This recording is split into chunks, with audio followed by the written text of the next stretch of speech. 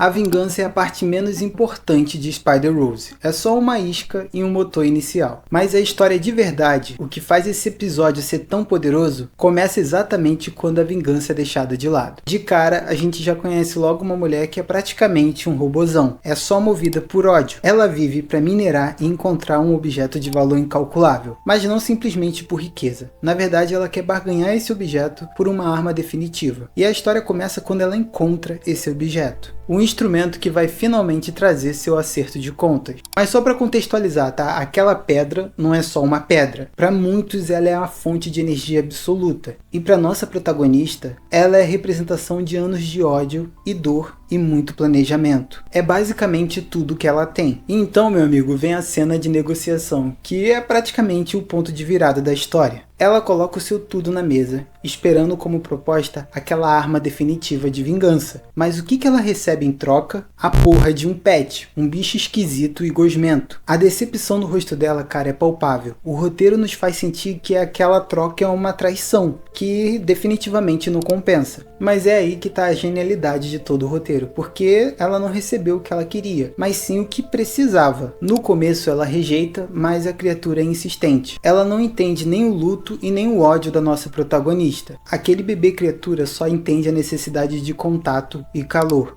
E essa simplicidade quebra toda a defesa dela. Afinal de contas, é impossível manter uma armadura de ódio quando tem um ser vivo inocente que depende do seu afeto. E é nesse ponto, meu amigo, que a ficção científica se torna um espelho brutal da realidade. Realmente a arte aqui está imitando a vida. Porque quantas vezes a gente não vê isso acontecer? Pessoas que estão no fundo do poço e completamente desoladas, e é a chegada de uma vida nova, seja um filho ou um animal de estimação, que força essas pessoas a se reerguer. É uma companhia que não exige explicação, ela só exige atenção e afeto, e durante todo esse processo ela acaba salvando a pessoa de si mesma. Essa transformação é mostrada de uma forma metamórfica.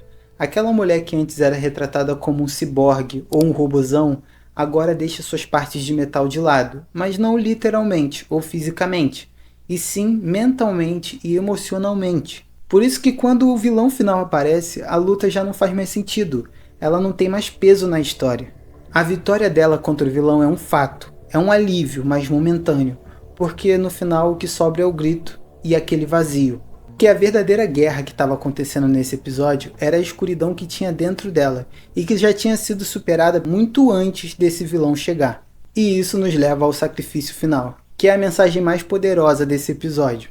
Não é sobre morrer para que o outro sobreviva, mas sim passar para frente o que é importante para você. Porque pensa comigo, ela já teve o seu futuro e a oportunidade de ter uma família arrancada à força, mas agora na prática ela se torna uma mãe dessa criatura. Ela o nutre, protege e no final dá a própria vida para garantir a sobrevivência dele, como uma figura paterna e materna faria. E por conta disso, a cena dele emergindo com o rosto dela não se trata de uma fusão e nem mesmo um roubo de identidade, e sim de uma herança.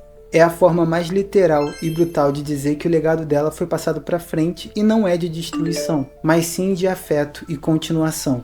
Ela não deixou uma marca de ódio no universo, mas sim um descendente que carrega a sua identidade. E o mais importante é a vontade de viver que ele despertou nela. É tipo um ciclo que se completa de forma poética, mas porém muito bizarra. Esse episódio nos força a refletir sobre valores, mas não econômicos, e sim os nossos valores. O que antes consideraríamos uma contraproposta tosca, trocar uma joia de valor incalculável por um animal de estimação, agora no final do episódio nos faz considerar que não era apenas uma negociação, mas sim uma oportunidade de voltar a viver. Um ser que oferece algo que não pode ser minerado e nem ser comprado, revela um valor único, tão ou mais profundo e transformador do que qualquer riqueza material, desafiando a lógica da personagem e impulsionando-a para um novo e inesperado caminho. Na parte técnica, o cenário e o ambiente são muito bem construídos e causam um impacto real. Aquela atmosfera espacial, escura e fria, cria uma forte sensação de vazio. Isso me lembra muito aquela famosa foto do ponto azul pálido, aquela que nos mostra como somos pequenos diante ao universo e desperta uma sensação de solidão universal. Esse clima todo no episódio não é por acaso, ele serve para reforçar um vazio existencial e solidão da personagem, sentimentos que ela carregava antes da chegada do seu pet. E os designs conceituais são uma elaboração impressionante. A protagonista, com seu visual biomecânico, é uma referência direta da Major de Ghost in the Shell. É uma bela bela referência, e é mais do que um simples conceito, é a tradução visual de uma alma fragmentada. São esses detalhes que mostram o cuidado e a profundidade da produção. E é claro que para entregar essa porrada emocional, o roteiro teve que fazer uns certos sacrifícios. E assim, para ter uma análise bem fria e calculista, eu senti que toda essa história do vilãozinho e do universo ficaram muito rasas.